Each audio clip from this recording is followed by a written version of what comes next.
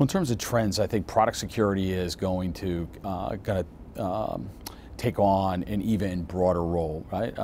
As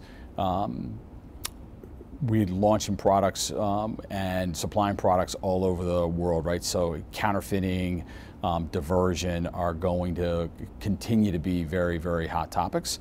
I also think managing overall capacity and the economics around capacity, ensuring that we have enough capacity but not too much where it becomes prohibitively expensive. And I think digitization is also going to be big data, and digitization is going to be a big issue and a big opportunity that we're going to have to grapple with over the course of the next 3 to 5 years, right? Which CMOs are able to make those investments and be able to transact data on a large scale with big pharma companies. So I think you first need to know your own business, right? You need to know your products, you need to know the manufacturing process, and you need to understand your path forward. What is your strategy and where do you want to be 3 to 5 years from now?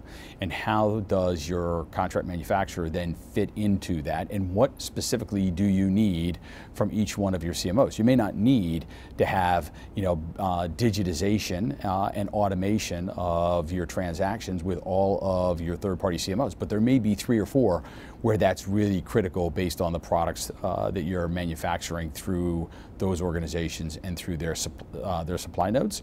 So I think being really clear first about your business, what you need, what your risks are, and what you're trying to accomplish, and how the CMO fits in to that equation. Again, I think the one key takeaway there is know your business, know your risks, know your challenges, and be really clear which ones are deal breakers for you, and make sure that you focus the right attention on mitigating those risks.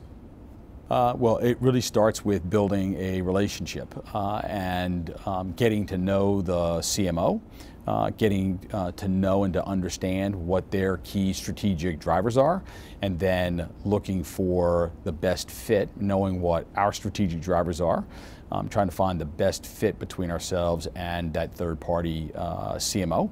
So it's a time-consuming process, right? And I don't mean that critically. It just takes time to build those relationships, to establish the boundaries, to have transparent conversations and discussions, and really talk intently about what we're trying to do with our business, what the pipeline looks like, what the commercial pipeline looks like, and then also understand what's important for that CMO.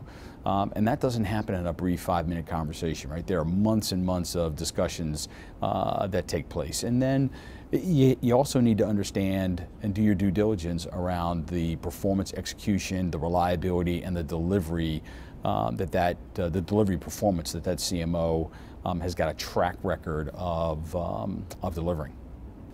So we look at it. So we have, I would say, a fairly broad toolkit of mitigating actions. One is we may actually put someone in plant, right? If we're having a real tactical operational issue, put someone from our organization on the shop floor. But more from a strategic perspective, things that we do to mitigate those risks is we put really strong governance in place, right, where we're having discussions with the CMO on a weekly basis in terms of their weekly schedule adherence, and then we roll that up on a monthly basis where we're having in-depth operations reviews between the two companies. Oh, it's been fantastic. The participation has been great.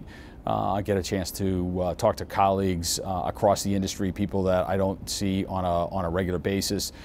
Everyone is open, transparent, collaborative. Everyone is very open to sharing their thoughts and ideas. Some great questions that are being asked that are really causing, I think, all of us to kind of take a step back and think about things a little bit differently. It's exactly what you'd want to get out of a conference like this. Yeah, so again, I think the collaboration that exists here at the summit is phenomenal.